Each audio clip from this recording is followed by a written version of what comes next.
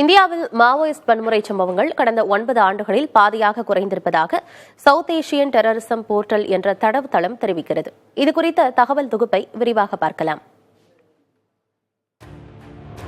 South Asian terrorism portal என்பது India உள்ளிட்ட தெற்காசிய நாடுகளில் நிகழும் பயங்கரவாத சம்பவங்கள் குறித்த தரவுகளை சேகரிக்கும் தளமாகும். இந்த தளத்தில் வெளியிடப்பட்டுள்ள தரவுகளின்படி இந்தியாவில் மாவோயிஸ்டுகளால் நிகழ்த்தப்படும் தாக்குதல்களில் உயிரிழப்பவர்கள் எண்ணிக்கை 2016இல் 263 இருந்தது.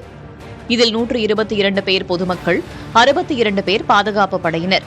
2025இல் மாவோயிஸ்டுகளால் கொல்லப்பட்டவர்களின் எண்ணிக்கை 137 குறைந்துள்ளது. இதில் 52 பேர் பொதுமக்கள், 33 பேர் பாதுகாப்பு படைகளைச் சேர்ந்தவர்கள்.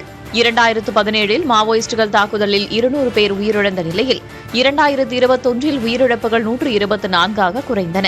2022 மற்றும் 23ஆம் ஆண்டுகளில் மாவோயிஸ்ட் வன்முறை சம்பவங்களில் உயிரிழந்தோர் எண்ணிக்கை மேலும் குறைந்து 107 முதல் 112 என்ற அளவில் இருந்தது. 2024இல் மாவோயிஸ்ட் தாக்குதலால் உயிரிழந்தோர் எண்ணிக்கை முந்தைய சில ஆண்டுகளை விட சற்றே அதிகரித்துள்ளது.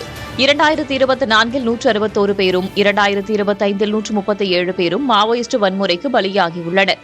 பாதுகாப்பு படையினருக்கும் மாவோயிஸ்டுகளுக்கும் இடையிலான மோதல் சம்பவங்கள் கடந்த 2 ஆண்டுகளில் அதிகரித்ததே இதற்கு காரணம். மறுபுறம் பாதுகாப்பு படையினரின் நடவடிக்கைகளால் உயிரிழந்த மாவோயிஸ்டுகளின் எண்ணிக்கை 2016இல் 250 2025இல் 383 அதிகரித்துள்ளது.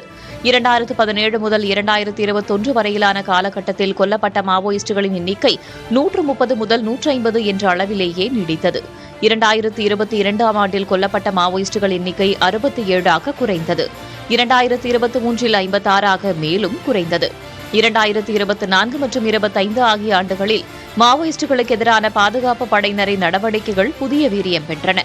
2024இல் 296 மாவோயிஸ்டுகளும் 2025இல் 383 மாவோயிஸ்டுகளும் பாதுகாப்பு படையினரின் நடவடிக்கைகளால் உயிரிழந்தனர். கடந்த 2 ஆண்டுகளில் இந்த எண்ணிக்கை கிட்டத்தட்ட 6 மடங்குக்கு மேல் அதிகரித்துள்ளது. 2026 மார்ச் மாதத்திற்குள் இந்தியாவில் மாவோயிசத்தை முற்றிலும் ஒழிப்பதாக மத்திய உள்துறை அமைச்சர் அமித் ஷா அறிவித்துள்ளார்.